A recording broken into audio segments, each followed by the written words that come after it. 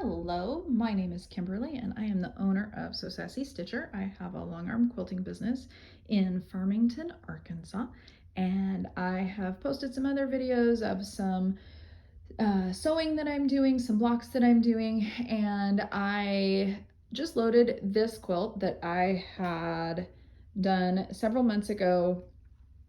Bought the kit about a year ago from the Stitch and Snip in Garden Valley, Idaho. Beautiful fabrics, yummy, I love them. Got the top done, life happened, haven't gotten it quilted. Getting it on the quilt or on the long arm now.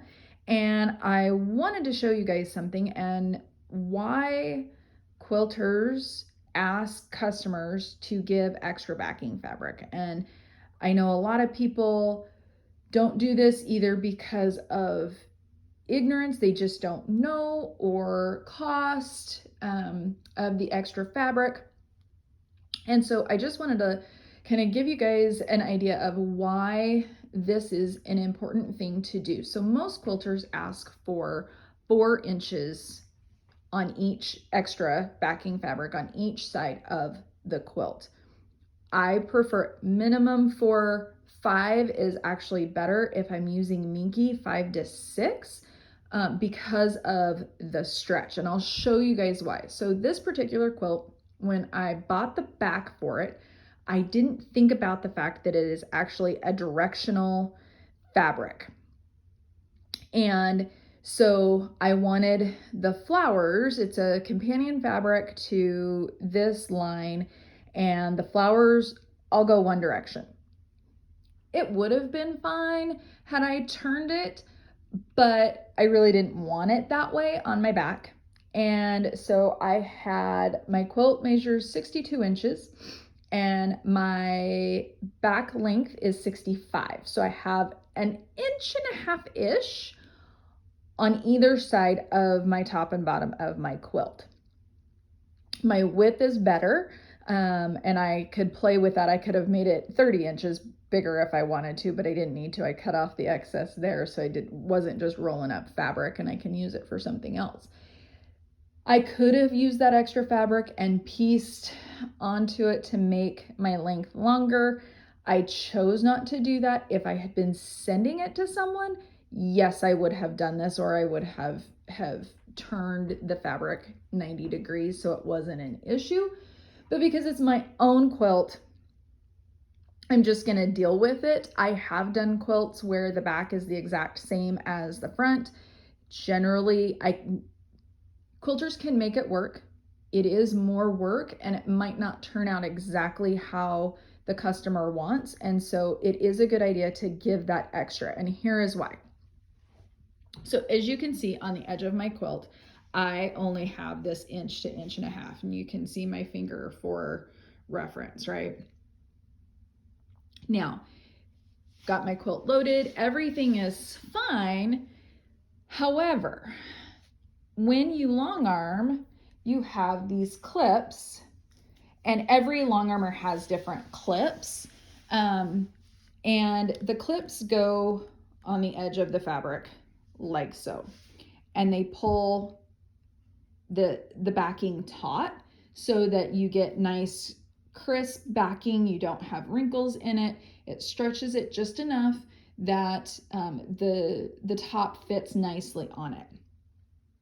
Now you can see that without it, this is laying nicely right now. If I put this on and give it some tension, it skews that top because the stretch should be in the backing, not on the top.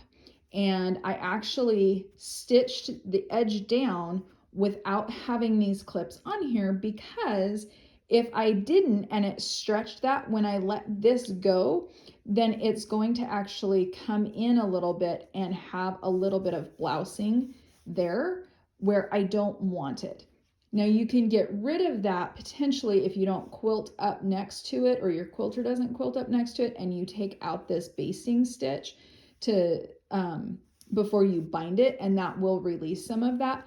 But it's really better if you just don't have to deal with that at all. You know, again, this is my quilt, so I'm just gonna deal with it. The other reason that you want to give a little bit extra is when you quilt and you have your clips here, the machine will actually run into these clips and cause bumps in your quilting if you don't remember to then remove these clips. The other thing is that when you quilt, you can see it lays pretty flat. I don't want it super tight because that's going to distort the fabric. I want it to lay smooth and flat, but not super overstretched. Well, because of that, your edges are going to sag just a touch, okay? And so when you have those clips on, it keeps that up at a nice angle. If I don't have those clips on and I'm stitching along, this is going to push down, and the needle being here is going to want to pull the fabric in towards the center. And so if I'm not able to use the clips, I have to quilt with one hand and actually hold this nice and tight while I am quilting. Quilting one-handed can be done. This side is a little harder because I am right-handed and I'd have to quilt left-handed. Again, I will do it for this quilt. When I'm further in the quilt, it's not as big of a deal. But on these borders, it's gonna be more of a challenge for me to quilt this because I don't have that extra. So when you are preparing a quilt for your quilter, always get extra fabric, okay? If you have a quilter in mind, ask them what extra they want. Some even want up to 6 or 8 inches extra on each side of that quilt. It really is quilter preference and machine preference, what they have figured out works with their machine. Like I said, I prefer 4 to 5 inches unless I'm working with minky, than 5 to 6, because this doesn't stretch much being a cotton, but minky stretches a lot. And so you want that to play out in that excess, not where your quilt is going to be. Again, 4 inches minimum on each side. So if your quilt measures 62 inches by 58 inches, you need a back that is going to be 70 by 66. Okay.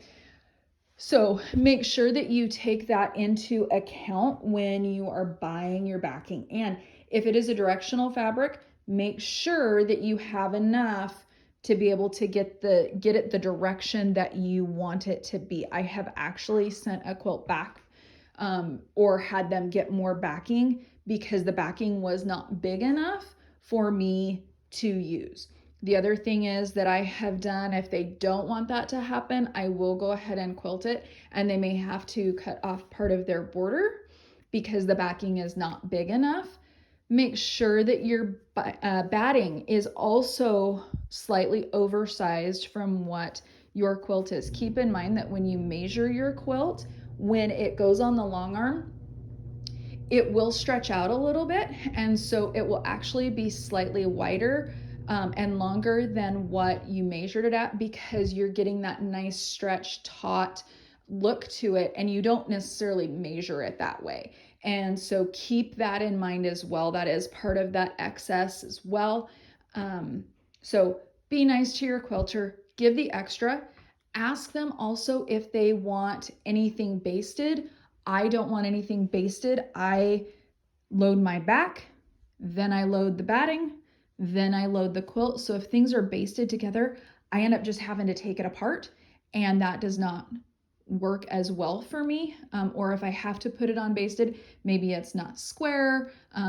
There can be a lot more challenges if it's already put together. But again, it is quilter preference. So check with your quilter on how they want you to prepare that backing, batting, and quilt before you give it to them.